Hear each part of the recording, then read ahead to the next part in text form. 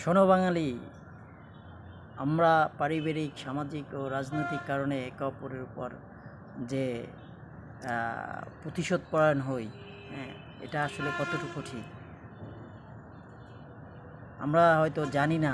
আমাদের রাগ, ক্ষোভ, মান অভিমানের ডিউরেশন আছে একটা মিনিমাম একটা সময় পরে আমরা সেগুলো ভুলে যাই।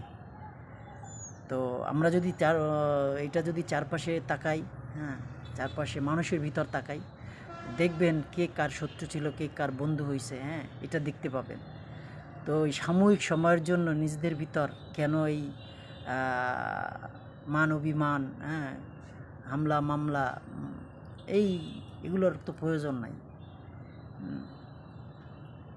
জীবন তো একটাই, হ্যাঁ, এই জীবনে কেন এত জটিলতা তৈরি করতে হবে? হ্যাঁ, সাময়িক ভালো থাকার জন্য আমরা কেন ওই একে অপরের জীবন দুর্বিষহ করে তুলব? তো ওইটাই বললাম আর কি। হ্যাঁ, এটা মেসেজ যে আমাদের একটা রাগ অভিমান, মান অভিমানের একটা ডিউরেশন আছে। হ্যাঁ, একটা সময় পর কিন্তু আপনার ওই ক্ষোভ, ওই রাগ ওইটা থাকবে না। যদি সেটাই হইতো তাইলে দেখা যায় যে ওই যা যুগের পর যুগ, মাসের পর মাস, বছরের পর বছর, হ্যাঁ, একে অপরের শত্রু থাকতো। আলটিমেটলি না, এই পৃথিবীটা হলো যে স্বার্থের জায়গা।